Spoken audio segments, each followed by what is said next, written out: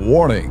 Bitag Live Morning caters to mature audiences. Topics discussed are particularly on hot, timely, current issues purposely intended for Filipino viewers and listeners worldwide. Discussions may contain language that may not be appropriate for some sensitive audiences.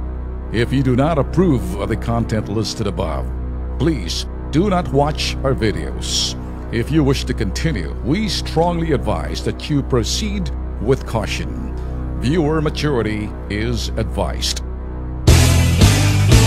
Marami mga proyekto ng manakarang administrasyon natin dahil katarantaduhan ng ilan, may problema sa integridad ng sinasabing Bids and Awards Committee na kinikwestiyon ng mga kontratista dinadala sa hukuman na titenga kaya wala masyadong nagagawa na kung sa sinasabing public-private partnership.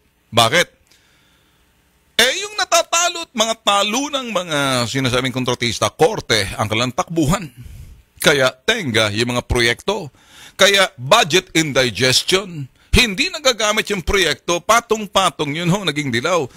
Iwasan ho sana yan ang kasalukuyang administrasyon, kaya yun hong hingi ho ng emergency power na yung mga Korte Suprema sasabihin, ano ba yan, tapusin na yan. Ako naniniwala na kung may malalaking Class A, Triple A contractors with money and then may band ho sila, na pag kinuha mo sa lalaking proyekto, hindi na ho natin ilaan, ikaw sa parts, ikaw sa bagon, ikaw sa ganito, ikaw sa ganito. Ang daming kausap, pag nagkaleche-leche dyan, ay hindi sa akin yan eh. Kay Pedro yan eh, parts yan eh. Hindi sa akin yan, tren lang ako eh.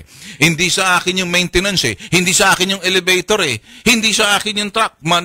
Kaya nagkaleche-leche. Yun ho naging problema sa Dilaw na kasalukuyan ho, ng administrasyon ng Dilaw, kasalukuyan, natatamasa pa ho natin dahil yun ang infrastrukturang kasalukuyan na ginagamit ho ng kasalukuyang administrasyon. Pag nabago na ho yan, isa lang yung kausap na kontratista, isa lang yung sinasabing accountability, isa lang ibig sabihin pananagutan, isa lang yung kakatayin mo, isa lang tatapyasin mong ulo kasi siya ang may kausap mo, wala ka ng maraming kausap, hindi ka na ipagpapasahan. Yun ho naging problema. Kaya ako ho'y naniniwala. In fact, doon ho sa ASEAN, di ba, nagreklamo yung ibang mga kontratista dyan na dapat daw inaalat yung mga proyekto na 2 billion sa ASEAN, blah, blah, blah. Sabi ho ng mga economic managers, pati ho yung iba na one contractor, kumbaga, isa lang ang may responsibilidad, isa lang ang may pananagutan. At sino yon? Dapat yung may pananagutan na yun, may kapasidad, may abilidad, may integridad, may kredibilidad doon sa sinasabing proyekto. Maaasahan.